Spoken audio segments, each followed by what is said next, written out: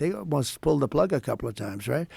He said he stood up and he gave us stuff that nobody else gave us and nobody wanted anything to do.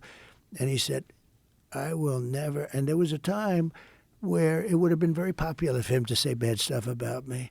He said the greatest stuff about me. He said, you're going to try and get me to say bad stuff about Trump? I'm never doing it. No, So he's a very, he's very, an very unusual loyal guy. Yeah, very unusual guy. He's and a fantastic guy. a perfect guy to be at the helm of something so controversial as the UFC. Less controversial now. I mean, Well, now it's huge. Yeah. Well, this was always the thing that I would hope that it would be. I always knew that it was unbelievably entertaining, but I just didn't know if maybe I was crazy.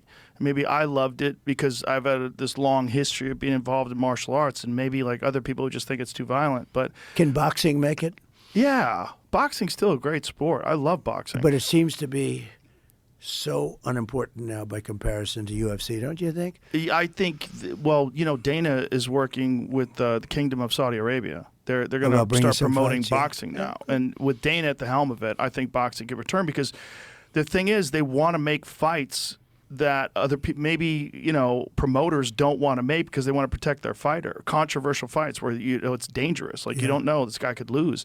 And so the Saudis, they're smart. They just offer a tremendous amount of money, and they're putting together fights that no one else can put together. They're doing that in boxing. If Dana's involved, he'll probably make it good. You know the amazing thing, though, in fighting, no UFC fighter, they say, has ever died. And it looks to me much more violent than boxing. Many boxers have died. Isn't it interesting? And Dana tells me because they take so many shots to the face. Yes. And there's also no other options to preserve yourself, to protect yourself. So if you get hit in a UFC fight, you can clinch.